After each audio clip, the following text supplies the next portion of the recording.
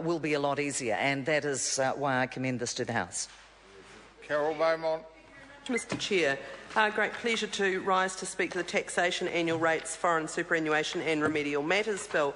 As my colleague Dr David Clark has said, while Labor is supporting this bill, and we think there are some very positive elements of it, we have some reservations, and he started outlining some of those.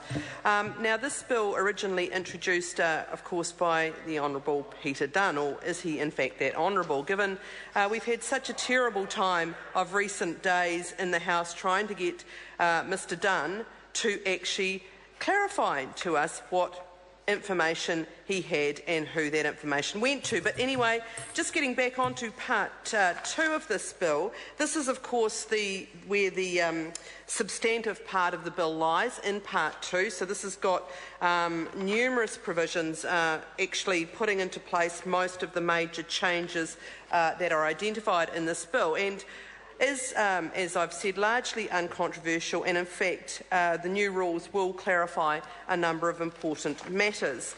Now, one of the things that I just thought I'd identify some of the key elements in here, but before I do that, I would like to acknowledge the parliamentary colleagues that were on the Select Committee that dealt with this, because clearly this is a very technical bill and deals with a lot of quite complicated matters around taxation, and I think that it is a substantive bill, obviously, and those people, some of whom are in the House at the moment, obviously have worked very hard to get to this point. So in part 2, we deal with a number of matters dealing with foreign superannuation withdrawals and taxation related to that, as well as matters relating to mining. And I just want to outline some of those. So basically that looks at mining of specified minerals to make them less concessionary and more consistent with those of taxpayers generally, clarifying the rules for working for families tax credits, making remedial technical changes to rules for general and life insurance businesses, and a number of other probably to many of us quite technical matters, but important. And one of the things I did want to comment on is the importance of having a fair taxation system, and having a taxation system that works in a way that it is ensuring that those that can afford to pay do pay their fair share, and that is invested into our country. And one of the problems we have on this side of the House is, and we saw it as recently as today, in fact, in this House, where the Prime Minister was saying, oh, well, the extensions to paid parental leave, you'll have to wait and see, but really what Labor is proposing with extension to 26 weeks is unaffordable.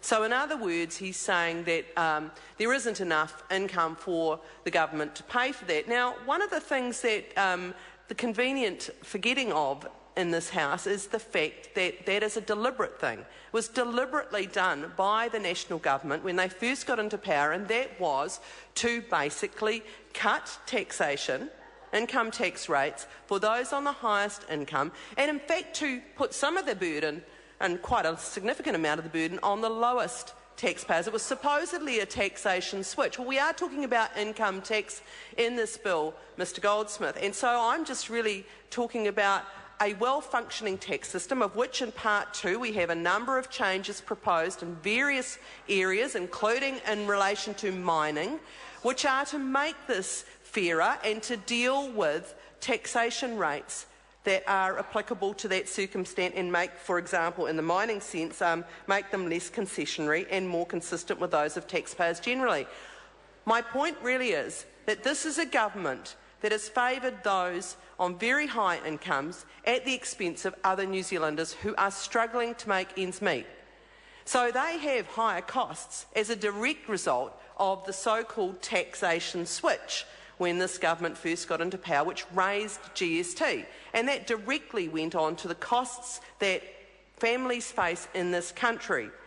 Now, one of the things that means is household incomes are really squeezed. Prices are rising, incomes are not for most New Zealanders, the 40% that didn't get a pay increase last year. And while we're talking on tax, I would note that those people are the same New Zealanders that have to pay each and every dollar of taxation that they are eligible to pay or are required to pay. They cannot escape paying their taxation, whereas, in fact, many others, especially at those at the big end of town, do so. Good speech. Honourable Shane Jones. Kia ora tātou. Sir, I direct our attention to Part 2, the portion dealing